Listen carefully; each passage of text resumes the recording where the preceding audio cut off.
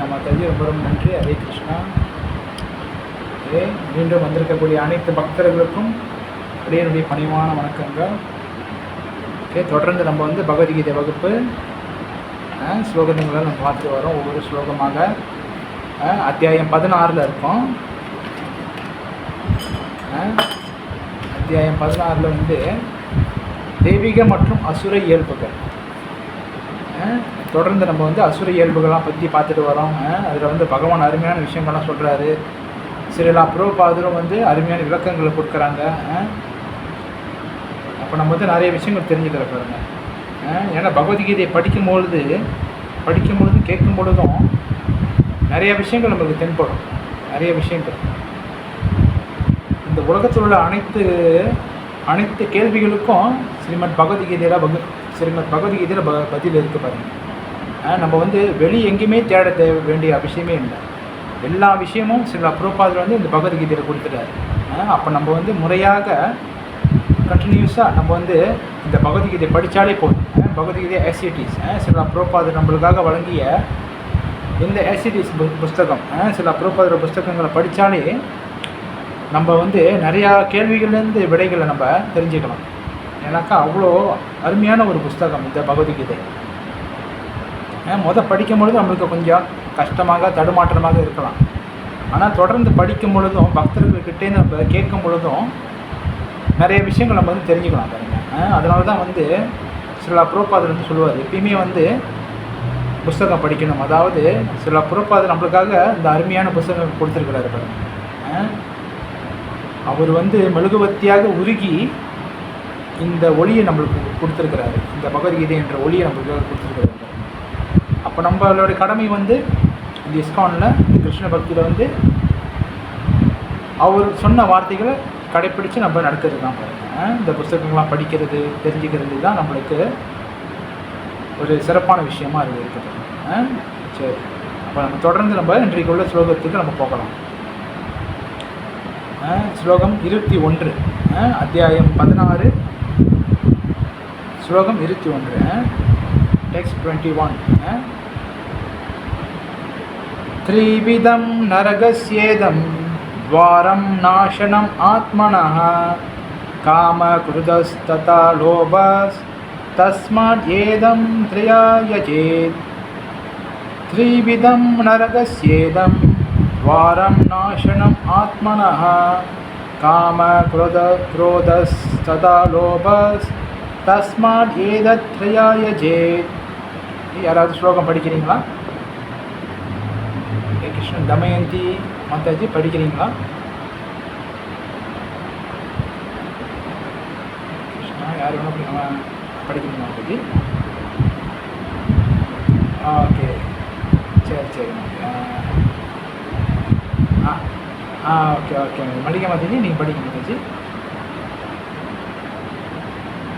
மல்லிகா மாதாஜி இருக்கீங்களா? ஹரே கிருஷ்ணா. ஹரே கிருஷ்ணா. ஸ்லோகம் படிங்க மாதாஜி.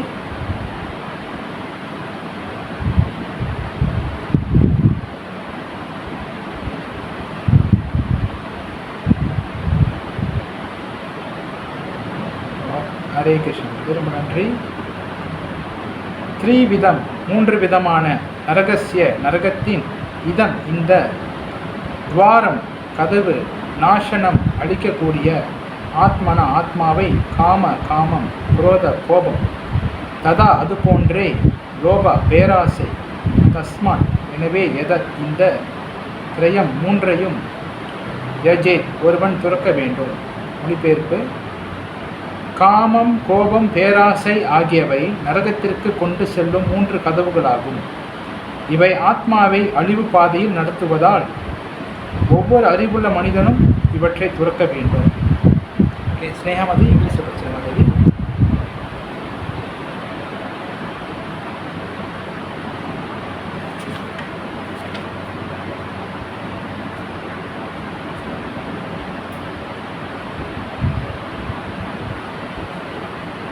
ஓகே வந்து தேங்க்யூ. சில பிரபாத் பக்திவேதன் சில பொருள் கீச்சர். அசுரத்தனமான வாழ்வின் ஆரம்பம் இங்கே விவரிக்கப்பட்டுள்ளது. தனது காமத்தை திருப்தி செய்ய ஒருவன் முயல்கின்றான். ஆனால் அது முடியாத போது கோபமும் பேராசையும் எழுகின்றன. அசுரத்தனமான உயிரினங்களுக்கு வீழ்ச்சி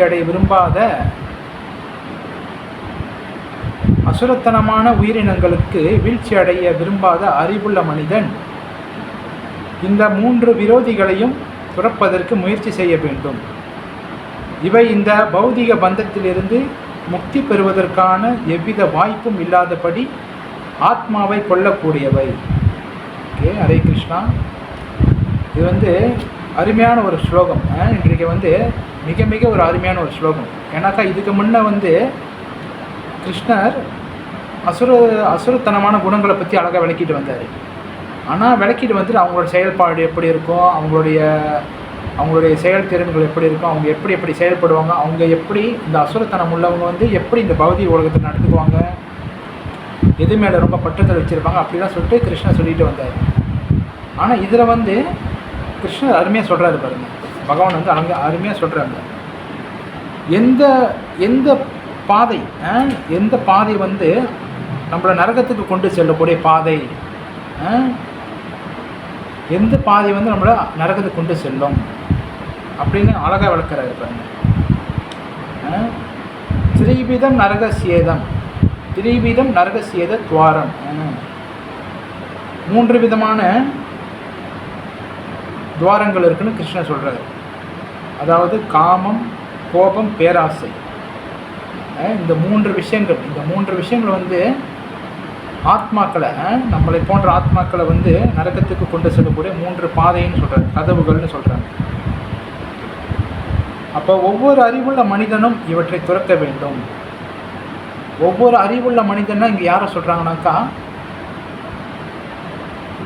யார் இந்த கிருஷ்ண பக்தி தீவிரமாக எடுத்துக்கொள்கிறாங்களோ, சில பிரபுபாதரோட புத்தகங்களை படிக்கிறாங்களோ, அவங்க தான் அறிவுள்ள மனிதர்கள். ரைட்டா இல்லைங்களா? அப்போ ஒவ்வொரு அறிவுள்ள மனிதனும் இவற்றை துறக்க வேண்டும். எதை துறக்க வேண்டும்? இந்த 3 விஷயங்கள், காமம், கோபம், பேராசை. இதை நம்ம துறக்கணும். இது சில விஷயங்கள் டீட்டெயில்ஸாக நம்ம ஒன்று பார்க்கலாம். என்ன சொல்கிறாரு சில பிரபுபாதர் நம்மளுக்காக அப்படின்னு சொல்லி.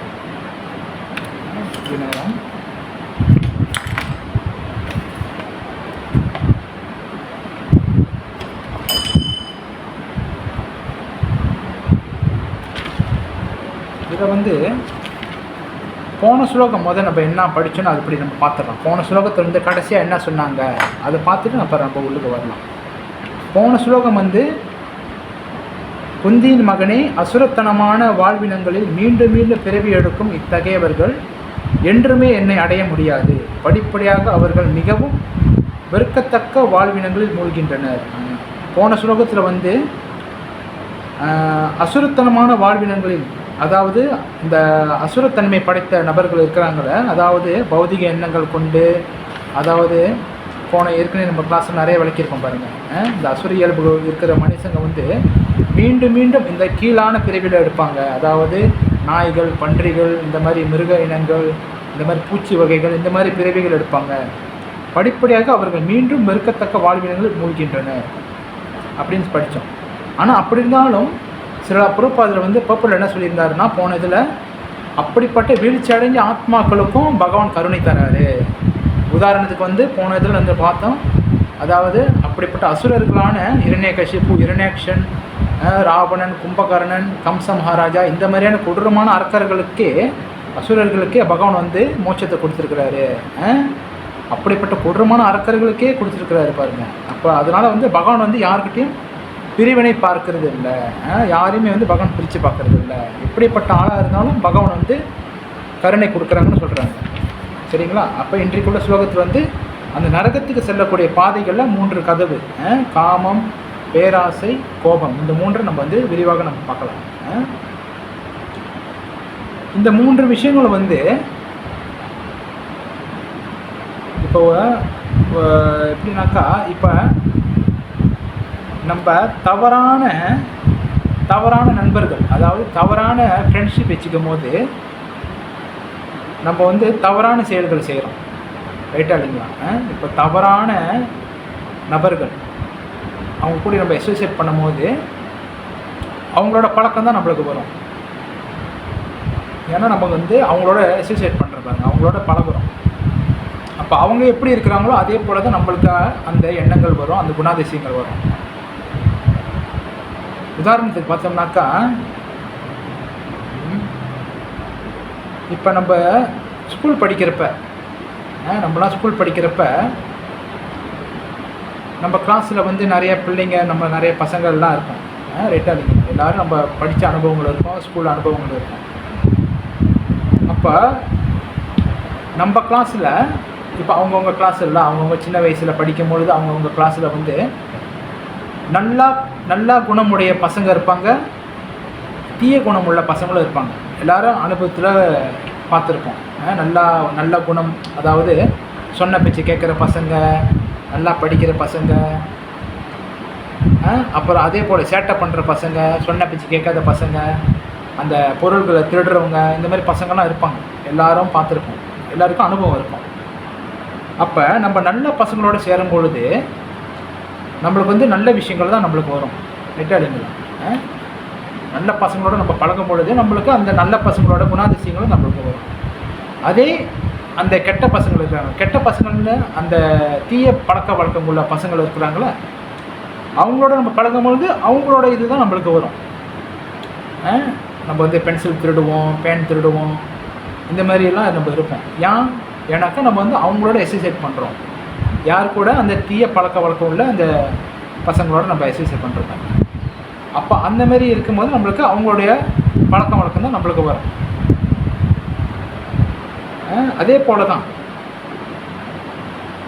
இந்த 3 விஷயங்கள் வந்து நம்மளை நரகத்துக்கு கூட்டிகிட்டு போகிறது. ஏன்னாக்கா இந்த 3 விஷயங்கள் வந்து வெளியே இல்லை.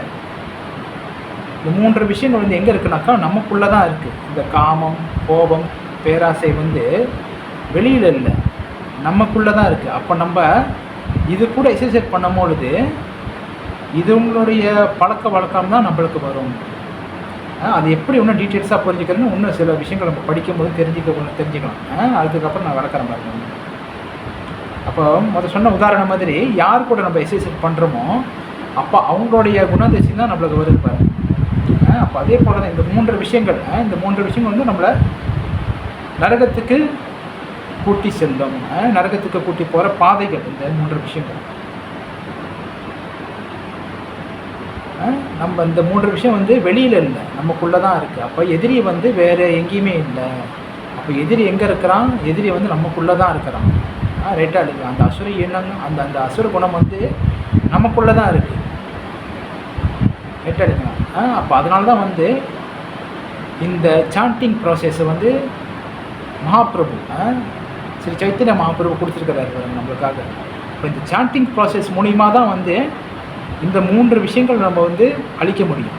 இந்த 3 விஷயங்கள் அழித்தோம்னா தான் நம்ம வந்து இதுலேருந்து நம்ம விடுபட முடியும். அப்போ பகவத்கீதை 3.37 பகவத்கீதை 3.37 பகவான் வந்து அழகாக விளக்குறாரு. இந்த விஷயத்தை வந்து இதுக்கு முன்னே ஒரு வாட்டி கிருஷ்ணன் சொல்லியிருக்கிறாரு பாருங்க, அருமையாக சொல்லியிருப்பார். என்னதுனாக்கா, ஸ்ரீ பகவான் வாச்சா காம ஏஷ க்ரோத ஏஷ ரஜகுண சமுத்பவான் மகாசனோ மகாபாப்மா வித்தயேனம் இஹ வைரினம். அதாவது என்ன சொல்கிறாங்கன்னாக்கா, டிரான்ஸ்லேஷனில் புருஷோத்தமரான முழுமுதற் கடவுள் கூறினார், அர்ஜுனா, காமமே இதற்கு காரணம்.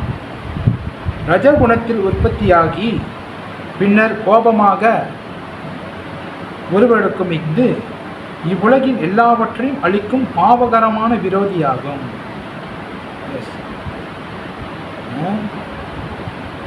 பப்பட்டில் வந்து சில விஷயம் சொல்கிறாரா, அதில் முன்னுக்கு உள்ள பப்பட்டில் என்னதுனாக்கா, ஜடப்படைப்புடன் உயிர்வாழி தொடர்பு கொள்ளும்போது ரஜகுணத்தின் சம்பந்தத்தால் கிருஷ்ணரின் மீதான அவனது நித்திய அன்பு காமமாக திரிபடுகிறது. வேறு விதமாக கூறினால், புலியுடன்னா வந்து அந்த நம்ம சமையல் பாய்ப்போம் புளி, அது சொல்கிறாங்க.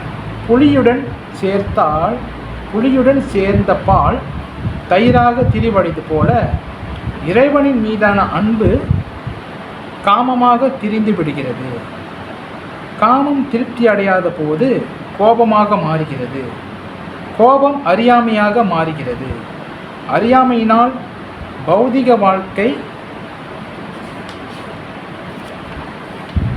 வாழ்க்கை தொடர்கிறது. எனவே ஜீவனின் மாபெரும் எதிரி காமமே ஆகும்.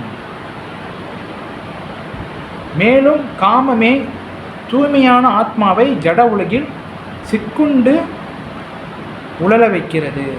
எஸ், இந்த காமம், இந்த ஆசைகள், இந்த டிசையர், காமம்னா வந்து ஆசைகள், இந்த புலன்களை இந்திரியங்களை திருப்திப்படுத்தக்கூடிய விஷயங்கள் என்னென்னலாம் இருக்கோ அதுதான் வந்து காமம்னு சொல்கிறாங்க. அப்போ இந்த காமம் தான் வந்து ஜீவனா ஜீவாத்மா, நம்மள மாதிரி ஜீவாத்மாவுக்கு எதிரின்னு சொல்கிறாரு பாருங்க. இந்த காமம் என்ன செய்யுதுனாக்கா மீண்டும் மீண்டும் நம்மளை இந்த பௌதிக உலகத்தில் மெட்டீரியல் வேர்ல்டில் பிறக்க வைக்குது. எவ்வளோ பெரிய விஷயம் பாருங்கள் இந்த விஷயம்.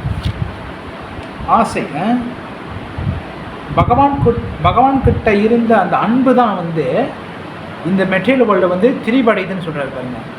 எப்படி இப்போ பாலில் நம்ம புளின்னு சொல்லியிருக்கிறாரு பாருங்க. அந்த கறிக்கு போடும்போது நம்ம புளி, அந்த புளியும் பாலும் சேர்த்தோம்னாக்கா திரிஞ்சிடும்.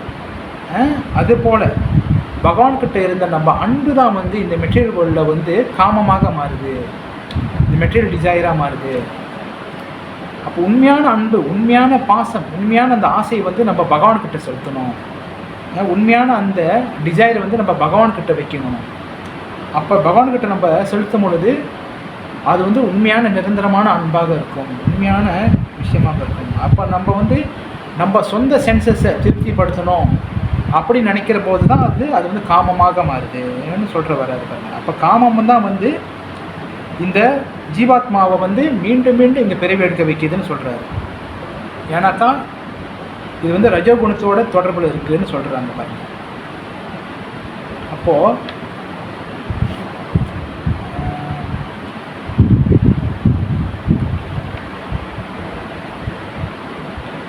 ஒரு மனுஷனை வந்து இந்த ஆசை தான் பாருங்கள், இந்த ஆசை தான் வந்து நம்மளை மீண்டும் மீண்டும் இங்கே வந்து பிறவி எடுக்க வைக்கிது அப்படின்னு சாஸ்திரங்கள் ஆச்சாரியர்கள் விளக்குறாங்க. பகவானும் இதுதான் சொல்கிறாரு பாருங்க. அப்போ எப்போ வந்து ஒரு மனுஷனுக்கு ஆசை நிறைவேறலையோ, அவன் ஆசைப்படுற விஷயம் நிறைவேறலையோ, அப்போ வந்து அது கோபமாக மாறுது. சொன்ன மாதிரி போப்பட்டில் சொல்லியிருந்தார்ல கிருஷ்ணர், சில அப்புறம் அது விளக்கியிருந்தார் பாருங்க. எப்போ வந்து இந்த ஆசை, இந்த இந்த இந்த மெட்டீரியல் டிசைர், ஆசைகள், காமம் இது வந்து நிறைவேறாத போது அது வந்து கோபமாக மாறுது. இதை நம்ம எப்படி புரிஞ்சுக்கிறதுனாக்கா, ஒரு உதாரணம் இருக்குது. எப்படின்னாக்கா,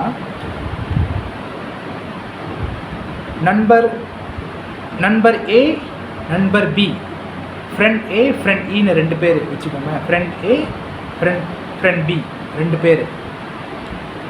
அப்போ ஃப்ரெண்டு ஏ, நண்பர் ஏ வந்து ஒரு விஷயம் சொல்கிறாரு, ஒரு விஷயத்து மேலே ஆசைப்படுறாரு. ஃப்ரெண்டு ஏ வந்து ஆசைப்படுறாருன்னா அது வந்து என்ன விஷயமாக இருக்கலாம், அவர் வந்து ஆசைப்படுறாரு.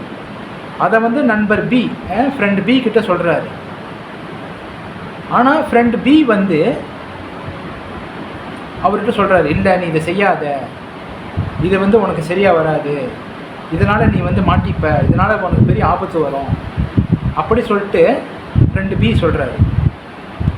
அப்போ இதை கேட்ட ஃப்ரெண்டு ஏ வந்து கோபப்படுறாரு பாருங்க. எப்படி நான் ஆசைப்படுறேன், இது எனக்கு வேணும், இதை நான் செய்ய போகிறேன்னு சொல்கிறேன், நீயா இதை தடுக்கிற, அப்போ நீ தடுத்தனா நான் உன் மேலே நான் வந்து கோபப்படுவேன் அப்படி சொல்லிட்டு சொல்கிறாரு. இதுதான் எப்போ வந்து நம்ம ஒரு விஷயத்து மேலே ஆசைப்படும் பொழுது, அப்போ அந்த விஷயம் நடக்காத பொழுது, அந்த அந்த நடக்காத பொழுது கோபம் ஏற்படுது பாருங்க.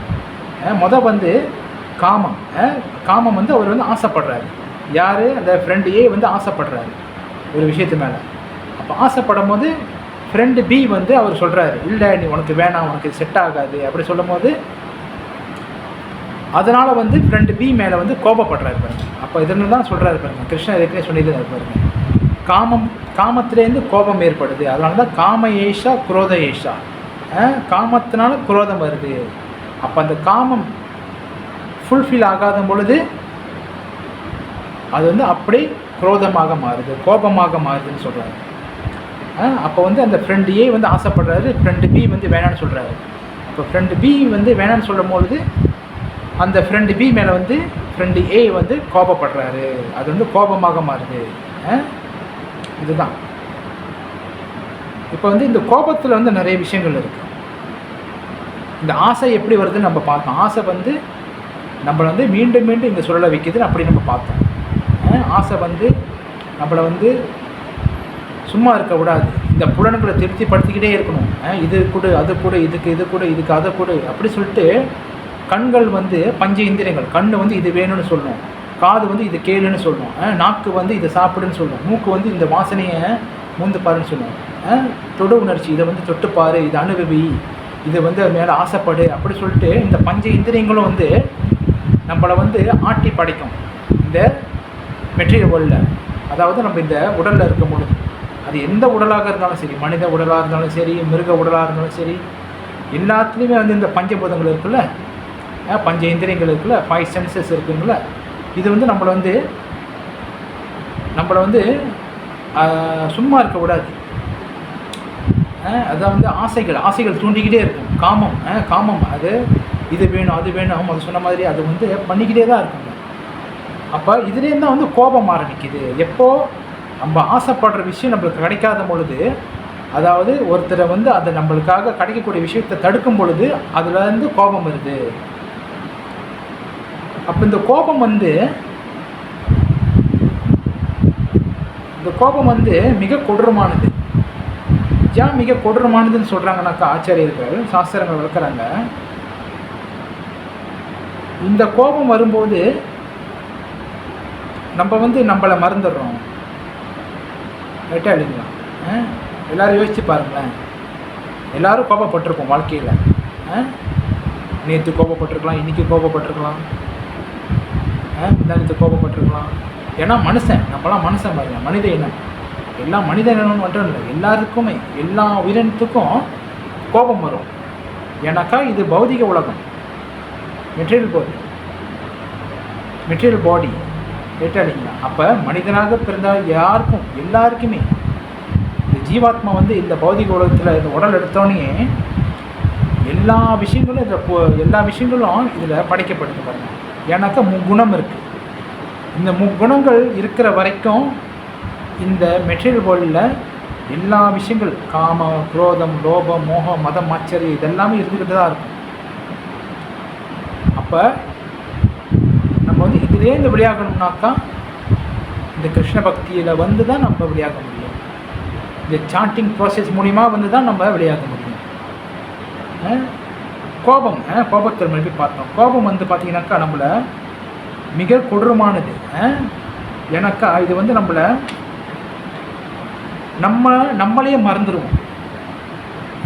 நம்மளே மறந்துடுவோம் இந்த கோபம் வரும்பொழுது. கோபம் வந்துட்டால் நம்மளுக்கு என்ன ஆகும்? சில பேருக்குலாம் பார்த்தீங்கன்னாக்கா சில பேருக்கு இருக்குது, சில பேருக்கு இருக்காது. கண்ணு செவக்கும், கண்ணு செவந்து போகும். இதயம் வந்து ஹார்ட் வந்து படப்படன்னு அடிக்கும். அவங்க வந்து ஒரு நிலையில் இருக்க மாட்டாங்க. ஏதாச்சும் எடுத்து அடிக்க சொல்லணும், ஏதாச்சும் பண்ண சொல்லணும். அதான் வந்து கோபம் பாருங்கள். கோபம் வந்து நம்மளை வந்து மறக்க அடிச்சிடும்.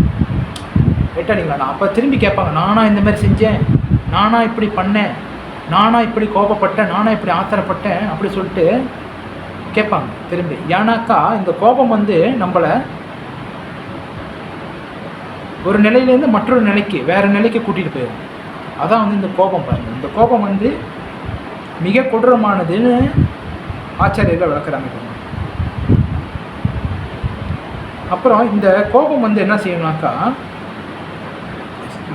சில பேர் வந்து சாப்பிடும் போது கோபப்படுவாங்க, பார்த்துருப்பீங்க.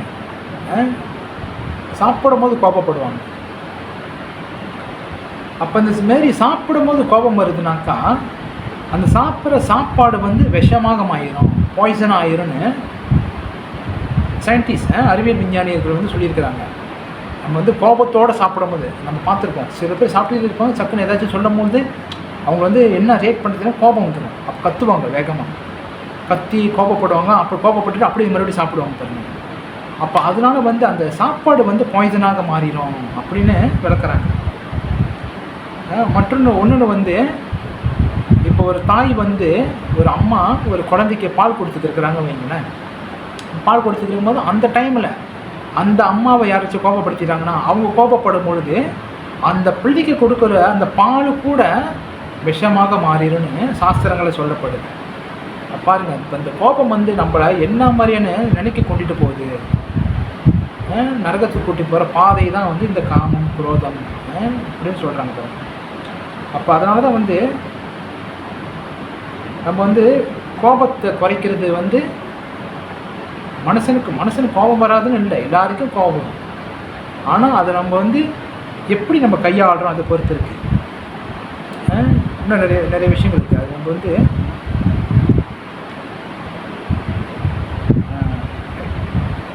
அப்புறம் ஒன்று வந்து இந்த கோபத்தினால வந்து ஞாபக சக்தி, மெமரி பவர் வந்து குறைக்கப்படும் அப்படின்னு சொல்கிறாங்க. நம்மளோட ஞாபக சக்தி குறைஞ்சிடும். இப்போ நம்ம வந்து 10 வருஷமாக ஒரு புஸ்தகம் படிக்கிறவங்க, ரொம்ப நாளாக புஸ்தகம் படிக்கிறோம். அப்போ நம்ம இந்தமாரி கோபப்படும் பொழுது அந்த படித்தது எல்லாமே மறந்துடும் அப்படின்னு சொல்கிறாங்க. நம்ம அன்றாட படிக்கக்கூடிய விஷயங்கள் நம்ம படிக்கிறோம், புக்கு படிக்கிறோம், அந்த மாதிரி படிக்கிறோம், நம்ம நிறைய விஷயம் ஞாபகம் வச்சுக்கிறோம், கம்பெனி வேலை இதெல்லாம் ஞாபகம் வச்சுக்கிறோம், இதெல்லாம் ஞாபகம் வச்சுக்கிறோம் பாருங்கள். அப்போ எப்போ இந்த கோபம் வந்து நம்ம அதுக்கு ரியாக்ட் பண்ணி ரொம்ப ஷவுட் பண்ணி ரொம்ப சத்தமாக பேசி ரொம்ப அடித்தடி சண்டை இந்த மாதிரிலாம் நடக்கும் பொழுது அப்போ நம்ம செஞ்ச விஷயங்கள், நம்ம ஞாபகப்படுத்தி வச்ச விஷயங்கள் இது எல்லாமே மறந்து போயிடும்னு சொல்கிறாங்க. அதுக்கப்புறம் வேத சாஸ்திரத்தில் வந்து வேத சாஸ்திரங்கள்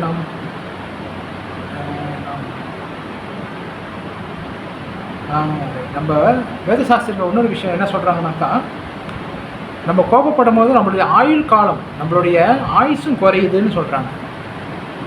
நம்ம வந்து 70 வயசு 80 வயசு 86 வயசு வரைக்கும் இருக்க வேண்டிய ஆளுன்னு வைங்களேன். இது ரொம்ப கோபப்பட்டோம்னாக்கா சீக்கிரமே நம்ம போய் சேர்ந்துருவோம் அப்படின்னு சொல்லப்படுது. நம்மளுடைய ஆயுசு குறைஞ்சிரும். அதனால தான் வந்து இந்த கோபப்படும் பொழுது ஏன் அவங்க சீக்கிரமாக இறந்து போயிடுறாங்கனாக்கா சொல்கிறாங்க, நம்ம கோபப்படும் போது நம்மளோட உடம்புல வந்து பல மாற்றம் ஏற்படும். பல மாற்றம் எப்படின்னாக்கா ப்ரெஷர் ஏறும், ரைட் அடிக்கலாம். நம்ம கோபப்படும் போது நம்மளுடைய எல்லா ரத்தமும் வந்து சூடாயிரும். இது வந்து சாஸ்திரம் வளர்க்குறாங்க. இது சயின்டிஃபிக்காக சொல்லி சாஸ்திரமாக போடப்பட்ட விஷயங்கள். நம்ம வந்து கோபப்படும் போது நம்ம ரத்தம் சூடாயிரும், ரைட் அடிக்கலாம். மண்டை வந்து ஒரு மாதிரி காற்று வெளியாகிற மாதிரி இருக்கும். மண்டையிலேருந்து காற்று வெளியாகிற மாதிரி இருக்கும். அதான் சொல்லுவாங்களே, மண்டைக்கு காற்று ஏற்றாத அப்படின்னு சொல்லுவாங்க பாருங்கள். நம்ம நார்மல் ஆள் பேசுவாங்க பாருங்கள், நம்ம பேசும்போது மண்டைக்கு காற்று ஏற்றாத அப்படி சொல்லுவாங்க பாருங்கள். அதுதான் மண்டையிலேருந்து வந்து ஒரு சூடு மாரி கிளம்பும். ரத்தம் சூடாயிருச்சுன்னா மண்டையிலேருந்து சூடு கிளம்பும். நரம்புலாம் வந்து ஒரு மாதிரி புடைக்கிற மாதிரி இருக்கும். அதனால தான் கையெல்லாம் முறுக்கிட்டு ஒரு மாதிரி நம்ம பண்ணுவோம் பாருங்கள். இந்த மாதிரி நடக்கும். அது நம்ம நரம்பு முறுக்கிறதுனால அந்த நரம்பு வந்து பாதிப்படையும். இந்த கோபத்தினால பாருங்கள் என்னென்ன விஷயங்கள் நடக்குதுன்னு பாருங்கள். நம்ம நரம்பு வந்து பாதிப்படையும். மூளை வந்து அந்த சூடு வருதில்ல, அந்த ரத்தம் ரொம்ப சூடாகி சூடு வருதில்ல, அந்த மூளை பாதிப்படையும், மெமரி வந்து பாதிப்படையும் அப்படின்னு போடப்பட்டிருக்கு. அப்போ இந்த கோபத்தினால வந்து நம்மளே எரிச்சிக்கிறோம், ரைட்டா இல்லைங்களா? இந்த கோபம் வந்து மற்றவங்கக்கிட்ட நம்ம காட்டுறோன்னு நினைக்கிறோம். இப்போ அவங்க வந்து என்னை என்ன செஞ்சுட்டாங்க, அப்போ நான் கோவப்பட்டு அவங்கள நான் ஏதாச்சும் செய்யணும்னு நினைக்கிறோம். ஆனால் என்ன ஆகுதுனாக்கா, இங்கே நம்ம கோபப்படுறோம்ல, அந்த கோபம் வந்து நம்மளையே எரிச்சிருது. புரியுதுங்களா? இந்த கோபம் வந்து நம்மளையே எரிச்சிருதுன்னு சாஸ்திரங்களை ஆச்சரியங்களை விளக்குறாங்க. அப்போ நம்ம வந்து நம்ம மித்தம் ரியாக்ட் பண்ணான்னு நினைப்போம், ஆனால் அது வந்து நம்மளையே முடிச்சிருது பாருங்க. அப்போ இதுதான் வந்து இந்த கோபத்தோடைய விளைவுகள் இந்த மாதிரியாக இருக்குது. ஆனால் வந்து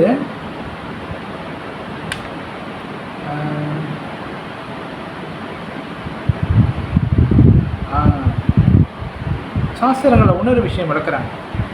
ஆனால் யார் வந்து உண்மையாகவே கோபப்பட வேண்டிய விஷயத்துக்கு அவங்க நிதானமாக இருந்து பொறுமையாக இருந்து அதை கையாளுறாங்களோ அவங்க தான் வந்து மிகச்சிறந்த மனிதன் அப்படின்னு சொல்லப்பட்டிருக்கு. உண்மையாக வந்து புத்தி வந்து அவங்க வந்து அந்த விஷயத்தை கோவப்பட்டே ஆகணும், இந்தமாரி ஒரு விஷயம். ஆனால் அதை வந்து கரெக்டாக ஹேண்டில் பண்ணி நிதானமாக இருந்து சரி பொறுத்து போய் அதை கரெக்டாக டைவர்ட் பண்ணி அழகாக அந்த பிரச்சனையை செட்டில் பண்ணுறாங்க பாருங்க. அவங்க தான் உண்மையான மனுஷன், உண்மையான சிறந்த மனிதன்னு சொல்கிறாங்க. ஆனால் கோபம் வரும். ஹனுமான்ஜி இருக்கிறாருல, ஹனுமான்ஜியும் கோபப்பட்டார். அவருடைய கோபம் வந்து நியாயமான கோபம். ஹனுமான்ஜி இருக்கிறாரு, ஹனுமான் அவர் கோபப்பட்டார். எப்படின்னாக்கா ராமாயணத்தில் வந்து ராவணனை வந்து ஹனுமான்ஜியை பிடிச்சிட்டு போயிடுவாங்க. பிடிச்சிட்டு போயிட்டு இங்கே இந்த இதில் இலங்கையில் வச்சு அவர் கட்டி போட்டுருவாங்க பாருங்கள். கட்டி போட்டு அவர் வாளில் வந்து நெருப்பு வச்சு விட்ருவாங்க. அப்போ வந்து ஹனுமான் மண்ணுக்கே வந்து ராமரை பற்றி இந்த ராவணன் வந்து ரொம்ப தவறான விஷயங்கள்லாம் பேசுவான். ரொம்ப இப்படி அப்படிலாம் பேசுவாங்க பாருங்கள். அப்போ வந்து ஹனுமான் வந்து அவ்வளோ நேரம் பொறுத்துக்கிட்டு அவன் வாளில் வந்து நெருப்பு வச்சுருவாங்க பாருங்கள். நெருப்பு வச்சோன்னா ஆனால் அவர் என்ன செய்வார், அந்த நெருப்பை வச்சு அந்த இலங்கை அரண்மனை எல்லாத்தையும் எரிச்சு விட்டு வந்துடுவார். அப்போ ராமருக்காக அந்த ராமரை பற்றி தப்பாக பேசுறதுக்காக ஹனுமான் செஞ்ச அந்த செயல்பட்ட அந்த கோபம் வந்து நியாயமானது, அது சாஸ்திரங்களில் போடப்பட்டிருக்கு. பக்தர்களுக்கோ பகவானுக்கோ தீங்கு நிலைவிக்கும் போது, பகவானுக்கோ பக்தர்களுக்கோ தப்பு நடக்கும்போது, ஒரு இடத்துல வந்து பக்தர்களையோ பகவானை நிந்திக்கிறாங்க, அந்த மாதிரி இடத்துல நம்ம இருக்கோம்னாக்கா அப்போ நம்ம குரல் கொடுக்கலாம், அப்போ நம்ம கோபப்படலாம். அது வந்து கரெக்டானதுன்னு சொல்லப்பட்டிருக்கு. ரைட்டா இல்லைங்க? இப்போ நம்ம கண்ணு முன்னுக்கே ஒரு பகவான் படத்தையோ ஒரு பக்தரையோ நிந்திக்கிறாங்க, ஏதோ பண்ணுறாங்க, ஒரு பகவானோட போஸ்டரே எதையோ கிழிக்கிறாங்க, அந்த மாதிரினாக்கா நம்ம அந்த இடத்துல குரல் கொடுக்கலாம். நீங்கள் எப்படி அதை கிழிக்க முடியும்? நம்ம வந்து சவுண்ட் பண்ணி நம்ம அதுக்காக வாதாடலாம். அப்போ நம்ம எடுக்கிறோம் அந்த கோபம், அந்த கரெக்டான விஷயத்துக்காக நம்ம செய்கிறோங்க. பக்தர்களுக்கோ பகவானுக்கோன்னு நம்ம செய்கிற பாருங்க, அந்த விஷயத்தை நம்ம கோபப்படுறது இது வந்து நியாயமானதுன்னு சொல்லப்பட்டிருக்கு. இந்த மாதிரி அப்போ கோபத்தில் வந்து நம்ம இவ்வளோ விஷயங்கள் நம்ம பார்த்துருக்கோம். அப்போ பேராசையில் வந்து நம்ம வந்து தேவையற்ற விஷயங்கள் மேலே ஆசைப்படும் போது அது வந்து பேராசையாக மாறுது. இப்போ அந்த ஆசையினால தான் வந்து பேராசை வருது பாருங்க. ஆசையினால கோபம் வருது, ஆசை நிறைவேறாதனால கோபம் வருது. அப்போ இந்த கோபம் வந்து நம்மளை வந்து மிகப்பெரிய ஒரு கொடூரமான நிலைக்கு கொண்டு போகுதுன்னு சொல்கிறாங்க. அப்போ அதே போல் இந்த நரகத்துக்கு கொண்டு போய் செல்லக்கூடிய பாதையில் வந்து பேராசையும் இருக்குது. ரொம்ப பேராசையால் இருக்கிறவங்கள வந்து அதுவும் நம்மளை நரகத்துக்கு கொண்டு செல்லக்கூடிய பாதைன்னு சொல்கிறாங்க. உதாரணத்துக்கு வந்து இந்த பேராசை வந்து இப்போ நம்மக்கிட்ட வந்து ஒரு 100 வழி இருக்குதுன்னு வச்சுக்கோங்க. நம்மகிட்ட 100 வழி தான் இருக்குது, வாலெட்டில் பர்சன் 100 வழி தான் இருக்குது. நம்ம வந்து ஒரு சூப்பர் மார்க்கெட் போகிறோம், ஒரு நம்ம கடைக்கு போகிறோம். அவங்க போயிட்டு நம்ம 100 வழிக்கு தேவையான ஜாமான்லாம் வாங்கிடுறோம். அது குறிப்பிட்ட ஜாமான் தான் வாங்க முடியும் பாருங்கள், குறிப்பிட்ட பொருள்கள் தான் வாங்க முடியும். ஆனால் சில பேர் நம்ம என்ன நினைப்போம்னாக்கா இன்னும் நிறையா வாங்கலாம், இன்னும் என்னென்னமோலாம் வாங்கலாமே அப்படி சொல்லிட்டு அந்த நினைக்கிறோம் பாருங்கள். ரொம்ப பேராசை, இது எல்லாமே வாங்கிடணும், இது எல்லாத்தையும் வாங்கிடணும், இது வாங்கிடணும், அது வாங்கிடணும், இது வேணும் அது வேணும் சொல்லிட்டு நம்ம நினைக்கும் போது அதுதான் வந்து பேராசையாக மாறுது. அப்போ வந்து இந்த பேராசையை வந்து எப்போ நம்மளுக்கு குறையுதோ, எப்போ நம்ம வந்து நிதான புத்தியோடு இருந்து தேவைப்பட்டதை நம்ம வாங்கி தேவைப்பட்டதை கரெக்டாக செலவு பண்ணி இப்படி இருக்கிறோமோ, நம்ம வந்து இந்த 3 விஷயங்கள் வந்து நம்ம தவிர்க்கப்படுவோம்னு சொல்கிறாங்க சாஸ்திரங்கள். இதுதான் வந்து பேராசை பாருங்க. அப்போ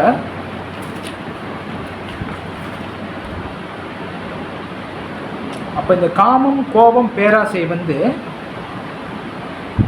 பக்தியில் முன்னேற நினைக்கக்கூடிய பக்தர்களுக்கு மிகப்பெரிய ஒரு தடைக்கல்லாக இருக்குது.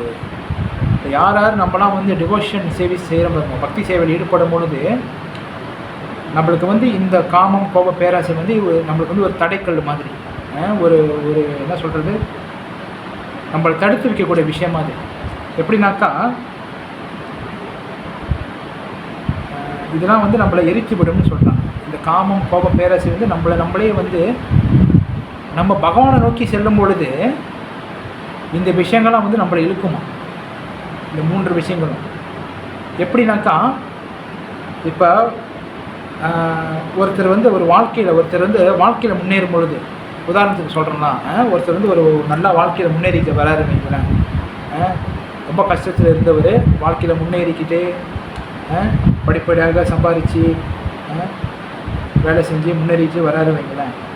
அப்போ சுற்றி இருக்கிறவங்க என்ன நினைப்பாங்க? சுற்றி இருக்கிறவங்க சில பேருக்கு பொறாமை ஏற்படும். பொறாமை ஏற்படும்.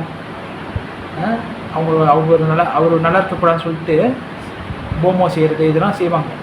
இதெல்லாம் நடந்திருக்கு பாரு. நல்லா இருக்கிறவங்கள போமோ வச்சு போமோ இது பண்ணி அவங்க நல்லா இருக்கக்கூடாது, அவங்களோட பிஸ்னஸ் முடிச்சு போகணும், இப்படிலாம் செய்கிறவங்க இருக்கிறாங்க. அப்போ அதே போல் தான் நம்ம வந்து இது பக்தியில் முன்னேறும் பொழுது நம்மளை இழுத்து விடுற இந்த விஷயங்கள் தான் வந்து காமம், கோபம், பேராசை. இது வந்து வெளியில் எங்கேயுமே இல்லை, நமக்குள்ளே தான் இருக்குது. அப்போ இந்த விஷயங்களை நம்ம எப்படி கையாளணும்னாக்கா இந்த ஆச்சாரியர் கொடுத்த இந்த விஷயங்கள், ஸ்ரீமன் சைத்தன்ய மகாபிரபு கொடுத்த இந்த விஷயங்கள். அதனால தான் ஸ்ரீமன் சைத்தன்ய மகாபிரபு சொல்கிறாரு, திருநாள் அபிச்சூனிச்சேன தருரேவ சசிஷ்ணுனா அமானினமானத்தின கீர்த்தனை சதாஹரி. நம்ம வந்து புல்லை விட பணிவாக இருக்கணும், மரத்தை விட சகிப்புத்தன்மையாக இருக்கணும், எல்லாத்தையும் நம்ம வந்து பொறுத்துக்கணும், டொலரேட் பண்ணணும். டொலரேட் வந்து மிகப்பெரிய நம்மளுக்கு ஒரு ஆயுதம்னு சொல்கிறாங்க. ஏன்னாக்கா எவ்வளோ நம்ம வந்து டொலரேட் பண்ணுறோமோ, பொறுத்துக்கிறோமோ, அவ்வளோ வந்து நம்ம வந்து இந்த கிருஷ்ண பக்தியில் நம்ம முன்னேற முடியும். கேட்டாலுங்க எவ்வளோக்கு எவ்வளோ பொறுத்துக்கிறோமோ, கேட்டாலுங்க பொறுத்துக்கணும். பொறுத்துக்கிறதுனால தான் நம்ம வந்து ஏன்னா சைத்தன்ய மகாபிரபுவே சொல்லியிருக்கிறார் பாருங்க. சாக்ஷாத் பகவான் அவர் நினச்சா என்ன வேணால் செய்யலாம். ஆனால் பகவான் என்ன சொல்கிறாரு, நீ பக்தியில் முன்னேறணும், கிருஷ்ண பக்தி நல்லா வரணும், ஆன்மீக லோகம் போகணுன்னாக்கா நீ பொறுத்து தான் ஆகணும், வேறு வழி இல்லை. ஏன்னாக்கா இது மெட்டீரியல் வேர்ல்டு, பௌதிக உலகம். இந்த பௌதிக உலகத்தில் எல்லாமே இருக்கும், நல்லது இருக்கும், கெட்டது இருக்கும், இரட்டிப்பு தன்மைன்னு சொல்லுவாங்க, டுவாலிட்டி தன்மைன்னு சொல்லுவாங்க. நல்லது கெட்டது, இரவு பகல், அது பிறப்பு இறப்பு, முதுமை நோய், இதெல்லாமே இருக்கும். ஏன்னாக்கா இந்த பௌதிக உலகம் மெட்டீரியல் வேர்ல்டு இந்த மாதிரி தான் படைக்கப்பட்டிருக்கு.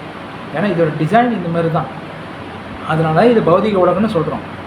அப்போ ஆன்மீக உலகத்தில் இருக்கும்போது இது எதுவுமே இருக்காது. கேட்டாலிங்களா? நம்ம ஆன்மீக லோகத்தில் இருந்தோம்னாக்கா இது எதுவுமே இல்லை. ஏன்னாக்கா அங்கே வந்து காலம் இல்லை. காலம் இப்போ இந்த காலம்னால தான் இந்த காலத்தினால தான் வந்து இது எல்லாமே இருக்குது. அப்போ காலம் இல்லாத இடத்துல இது எதுவுமே இருக்காது. அங்கே ஒரே ஒரு காலம் தான், பகவான் வைக்கிற அந்த ஒரு விஷயந்தான். கேட்டாலிங்களா? அங்கே வந்து ஆன்மீக லோகத்தில் பிறப்பு இல்லை, இறப்பு இல்லை, முதுமை இல்லை, நோய் இல்லை, காலம் இல்லை, டைம் இல்லை. எவ்ரி டைம் வந்து சந்தோஷம்தான். ஒன்லி வந்து பகவானை திருப்திப்படுத்துறது தான். அவங்க வந்து சொந்த சென்ஸை திருப்தி பண்ண மாட்டாங்க. ஏன்னா அவங்க எல்லாருமே வந்து பகவானுக்கு சேவை செய்யணும் தான் நினைப்பாங்க.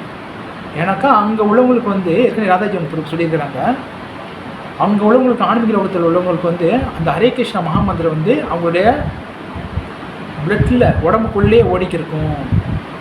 அவங்க வந்து சாண்டிங் பண்ணணும்னு தேவையில்லை, அவங்களுக்கு ஆல்ரெடி வந்து உள்ளுக்கே ஓடிக்கிருக்கும் ஹரே கிருஷ்ண மகாமந்திரம். அப்போ அந்தமாரி அவங்க சாண்டிங் உள்ளுக்கே ஓடிக்கிறதுனால அவங்க வந்து எப்பயுமே சந்தோஷமாக தான் இருப்பாங்க ஆன்மீக லோகத்தில். கேட்டாடுங்க, பக்தியில் முன்னேற நினைக்கிற நம்ம பக்தர்கள் டிவோட்டிஸ் வந்து இந்த 3 விஷயத்தை நம்ம தடுத்தாகணும். காமம், கோபம், பேராசை, இதெல்லாமே வரும். கேட்டாடுங்க, இதெல்லாமே வரும். காமம் வரும், ஆசை வரும், காமம் வரும், ஆசை வரும், பேராசை வரும், கோபம் வரும், எல்லாமே வரும். அப்போ வந்து நம்ம நிதானமாக இருக்கணும். அதுதான் கிருஷ்ணர் ஏற்கனவே சொல்லியிருப்பார், நிதான புத்தியுடையவன் தீரா அப்படின்னு சொல்லியிருப்பார். தீரான நிதான புத்தியுடையவன் சொல்லுவார் அர்ஜுனன் கிட்ட. அப்போ வந்து நம்ம வந்து இது எல்லாமே வரும். அப்போ நம்ம வந்து நிதானமாக இருந்து யோசித்து செயல்படணும். இப்போ வந்து இந்த விஷயங்களை வந்து நம்ம தடுக்க முடியும். எப்படி? இந்த சாண்டிங் ப்ராசஸ் மூலியமாக. கேட்டாடிங்களா? நம்ம இந்த சாண்டிங் மூலிமா தான் நம்ம வந்து இந்த விஷயங்கள் எல்லாத்தையும் நம்ம மாற்ற முடியும். சாண்டிங், டிவோட்டி அசோசியேஷன், சில பிரபாத புஸ்தகம் படிக்கிறது, நாம சங்கீர்த்தனம் பண்ணுறது, இந்த மாதிரி விஷயங்கள் மூலிமா தான் நம்ம வந்து இந்த 3 கதவுகள், நரகத்துக்கு போகக்கூடிய கதவுலேருந்து நம்ம தப்பிச்சு நம்ம ஆன்மீக லோகத்துக்கு போக முடியும் பாருங்கள். கேட்டாலிங்களா? அப்போ இன்றைக்குள்ள ஸ்லோகம் வந்து மிக மிக ஒரு அருமையான ஒரு ஸ்லோகம். நம்ம வந்து தெரிஞ்சுக்கிட்டு பாருங்கள், எதனால் நம்ம வந்து நரகத்துக்கு போகிறோம், எது வந்து நம்ம நரகத்துக்கு கூட்டிகிட்டு போகுது, எது வந்து ஒரு ஜீவாத்மாவை பந்தப்படுத்தி நரகத்துக்கு கூட்டிகிட்டு போகுது, அப்போ அதுலேருந்து எப்படி நம்ம தப்பிக்கிறது அப்படின்னு நம்ம சொன்னோம் பாருங்கள். அப்போ இன்றைக்குள்ள ஸ்லோகத்தோட கன்க்ளூஷன் வந்து என்னதுனாக்கா, இந்த காமம், கோபம், பேராசை இதிலிருந்து நம்ம வந்து விலகணும்னாக்கா நம்ம வந்து இந்த சைத்தன்ய மகாபிரபு கொடுத்த இந்த ஹரே கிருஷ்ண மகாமந்திரத்தை நம்ம வந்து தொடர்ந்து சாண்டிங் பண்ணணும். இந்த சாண்டிங் ப்ராசஸ் மூலியமாக தான் நம்ம வந்து பகவான் லோகத்தை நம்ம அடைய முடியும். அப்போ இந்த சாண்டிங் தான் வந்து நம்மளுக்கு ரொம்ப ரொம்ப முக்கியம். நம்ம வந்து எவ்வளோ நம்ம எல்லா பர்பட்லேயும் நீங்கள் பாருங்களேன், நீங்கள் ஸ்ரீமத் பகவத்கீதையில் இருந்தாலும் சரி, பாகவதம், சைத்தன்ய சரிதாமிர்தம், நிறைய புத்தகங்களில் பாருங்களேன், சில பிரபுபாதர் என்ன தான் கரெக்டாக விளக்கிட்டு வந்தாலும் நிறைய விஷயங்கள் விளக்குவார். எல்லா விஷயத்திலும் விளக்கிட்டு வந்து கடைசியாக கரெக்டாக வந்து இந்த கிருஷ்ண பக்தி, இந்த சாண்டிங் இதெல்லாம் வந்து முடிப்பாக பாருங்க. கேட்டாருங்க. அப்போ இதுதான் நம்மளுக்கு முக்கியமான விஷயம். என்ன தான் நம்ம வந்து பல விஷயங்கள் நம்ம செஞ்சாலும் இந்த வாழ்க்கையில் இந்த சாண்டிங் தான் வந்து நம்மளுக்கு முக்கியமானது. கிருஷ்ண பக்தி எசோசியேட் தான் நம்மளுக்கு, டிவோட்டி எசோசியேட் தான் நம்மளுக்கு முக்கியமானது. அதை நம்ம தெரிஞ்சுக்கிற பாருங்க. ஓகேங்களா? அப்போ இந்த நம்மளை ஒவ்வொரு அறிவுள்ள மனிதனா யார் கிருஷ்ண பக்தியை எடுத்துக்கிறாங்களோ அவங்க தான் வந்து அறிவுள்ள மனிதர். அவங்க வந்து இந்த 3 விஷயத்துலேருந்து தவிர்க்கணும்னாக்கா இந்த சாண்டிங் மூலியமாக நம்ம வந்து பகவானை அடைய முடியும். ஓகேங்களா? ஹரே கிருஷ்ணா. ஸ்ரீமத் பகவத்கீதா கி ஜெய். அப்போ நம்ம தொடர்ந்து வந்து ஆச்சாரியரை பற்றி, இன்றைக்குள்ள கொடுக்கப்பட்டிருக்கக்கூடிய ஆச்சாரியரை பற்றி நம்ம தெரிஞ்சுக்கணும். ஒரு டிவோட்டீஸ் பற்றி நம்ம தெரிஞ்சுக்கணும். இன்றைக்கு வந்து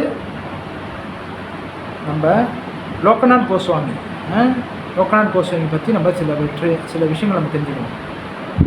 சைத்தன்ய மகாபிரபு கூட தீவிரமான பக்தராக இருந்தார்.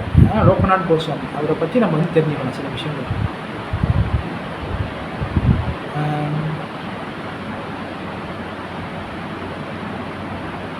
லோகநாத்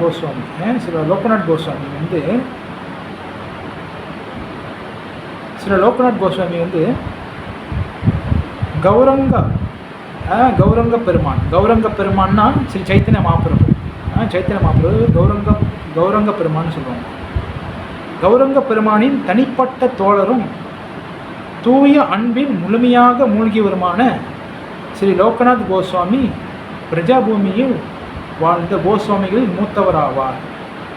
அதாவது லோகநாத் கோஸ்வாமி வந்து ஸ்ரீமன் சைத்தன்ய மகாபிரபுவோட தீவிரமான பக்தராக இருந்தார். அவர் வந்து பிருந்தாவனத்தில் இருந்த கோஸ்வாமிகளுக்கு மூத்தவராக இருந்தார். அவர் தான் வந்து மூத்தவரான கோஸ்வாமியாக இருந்தார். யார்? லோகநாத் கோஸ்வாமி. அவர் பெயரையும் புகழையும் மிகவும் வெறுத்ததால் சைத்தன்ய சரிதாமிர்தத்திலிருந்து தனது பெயரை விலக்கி வைக்குமாறு கிருஷ்ணதாஸ் கவிராஜரிடம் கேட்டுக்கொண்டார். அவர் வந்து பேர் புகழ விரும்பாதவர். அவர் வந்து என்ன எல்லாரும் புகழ்ந்து பேசணும் அப்படின்னு நினைக்க மாட்டார். அவர் என்ன தான் நிறைய விஷயங்கள் செஞ்சிருந்தாலும் அவர் வந்து எப்பயுமே வந்து ஹம்பலாக இருந்து, அவர் வந்து எப்பயுமே வந்து பகவான் நினச்சி கொண்டு பேர் புகழ் இல்லாமல் அப்படி தான் இருப்பார். அதனால் வந்து கிருஷ்ணதாஸ் கவிராஜ் கோஸ்வாமி, அதாவது சைத்தன்ய சரிதாமிர்தம் எழுதின அந்த ஆச்சாரியர்கிட்ட சொல்லியிருக்கிறாரு, என் பேரை வந்து அதில் போட வேணாம் அப்படின்னு சொல்லியிருக்கிறாங்க. எவ்வளோ பெரிய ஒரு ஹம்பலான ஒரு ஆச்சாரியர் இருப்பாருங்க. என் பேர் அதில் போட வேணாம் அப்படின்னு சொல்லியிருக்கிறாரு. யாருக்கிட்ட? கிருஷ்ணதாஸ் கவிராஜ் கோஸ்வாமி கிட்ட. அவரது உடலும் மனமும் பிருந்தாவனத்தில் முழுமையாக பிணைந்திருந்தது.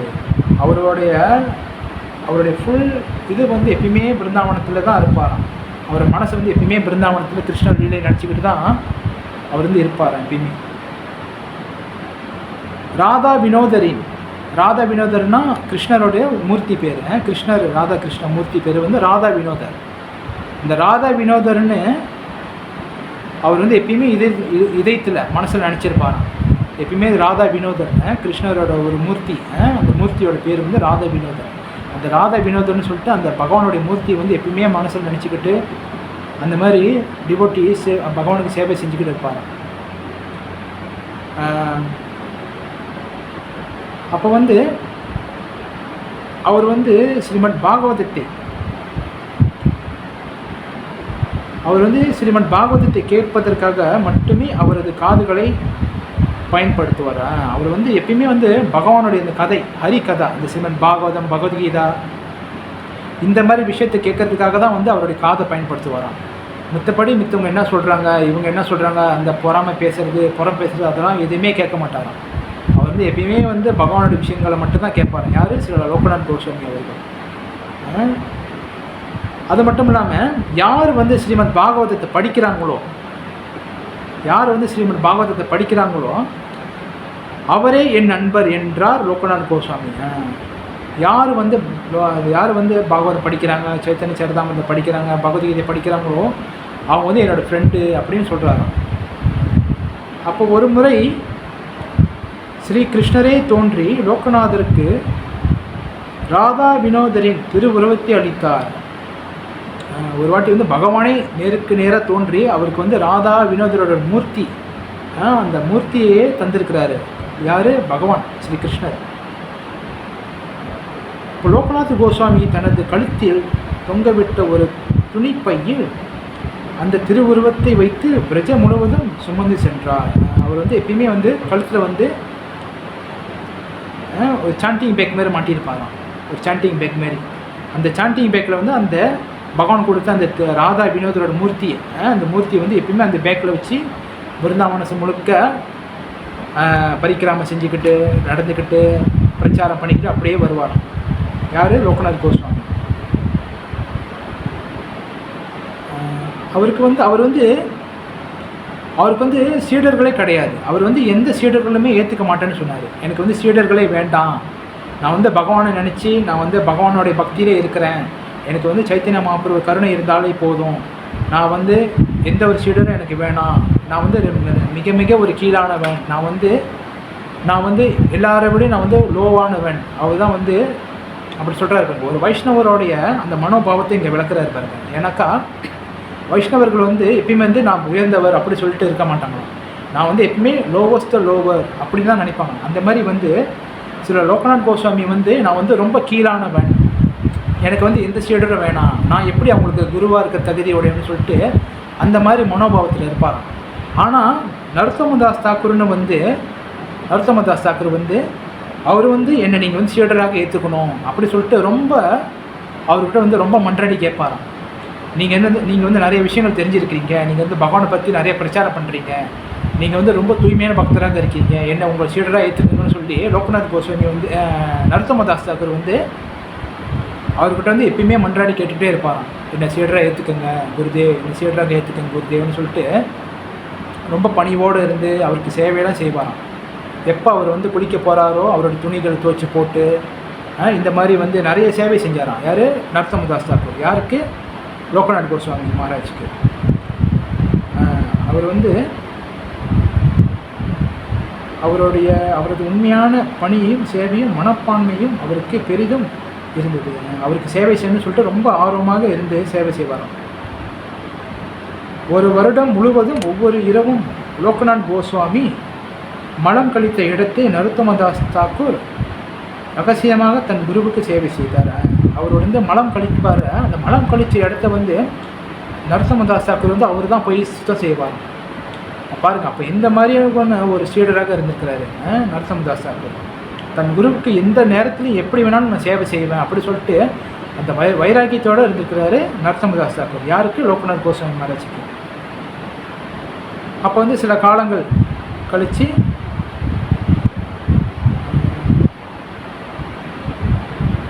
சில காலங்கள் கழித்து வந்து அவர் வந்து ஆன்மீக லோகம் போயிடுறாரு. யார்? லோகநாத் கோஸ்வாமி. அவர் வந்து ஆன்மீக லோகம் சென்றார். அப்போ வந்து அவருடைய பகவான் கொடுத்தாரு ஏற்கனவே வந்து ராதா வினோதர் மூர்த்தி வந்து அவர் வந்து இப்போ வந்து எங்கே வழிபாடுறாங்கனாக்கா ராஜஸ்தானில் வழிபாடுறாங்க. அந்த ராதா வினோதர் மூர்த்தி வந்து வச்சு இப்போ ராஜஸ்தானில் வழிபாடுறாங்க. ஜெய்ப்பூர்னு அந்த இடத்துல வழிபட்டுக்கிட்டு வராங்க. ராதா வினோதாவின் பிரதிமூர்த்தி பிருந்தாவனத்தில் உள்ள ராதா கோகுலநந்த கோயில் அளிக்கப்படுகிறது.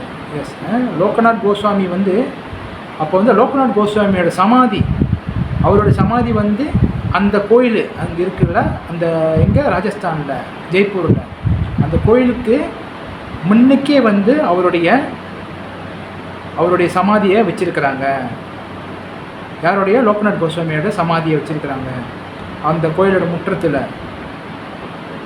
அவர் வந்து லோக்நாத் கோஸ்வாமி மறைச்சி வந்து ஆன்மீக லோகத்தில் எங்கே இப்போ பிருந்தாவனத்தில் ஆன்மீக லோகம் இருக்க கோலோக பிருந்தாவனத்தில் வந்து இப்போ அவர் வந்து என்னவாக இருக்கிறாங்கனாக்கா, நித்திய பிருந்தாவன லீலாவில் மஞ்சுவாலி மஞ்சரியாக ஸ்ரீமதி ராதாராணிக்கு சேவை செய்கிறார். லோக்நாத் கோஸ்வாமி வந்து இப்போ வந்து ஆன்மீக லோகத்தில் இப்போ மஞ்சுவாலி மஞ்சரியாக ஸ்ரீமதி ராதாராணிக்கு சேவை செஞ்சுக்கிட்டு வராரு. ஸ்ரீ லோக்நாத் கோஸ்வாமி மகாராஜுக்கு ஜெய், ஆச்சாரிய தாக்கூருக்கு ஜெய். இந்த மாதிரி நம்ம வந்து ஒவ்வொரு ஆச்சாரியரை பற்றி நம்ம தெரிஞ்சுக்கும் பொழுது நம்ம வந்து நம்மளுடைய மனது, நம்மளுடைய புலன்கள், இந்திரியங்கள் எல்லாமே வந்து தூய்மை அடையும். பாருங்கள், எப்படி பகவான் விஷயத்தை கேட்கும் போது நம்ம வந்து சந்தோஷப்படுறோமோ, ஹாப்பி ஆகிறோமோ, அதே போல் நம்ம ஆச்சாரியர்கள் பக்தர்களை பற்றி பேசும்போது நம்ம வந்து நம்ம மனசு தூய்மையாகும். ஓகேங்களா? ஹரே கிருஷ்ணா. ஸ்ரீமத் பகவத்கீதா கி ஜெய். ஹரே கிருஷ்ணா. ஏதாவது கேள்விகள் இருந்தால் கேட்கலாம். ஹரே கிருஷ்ணா.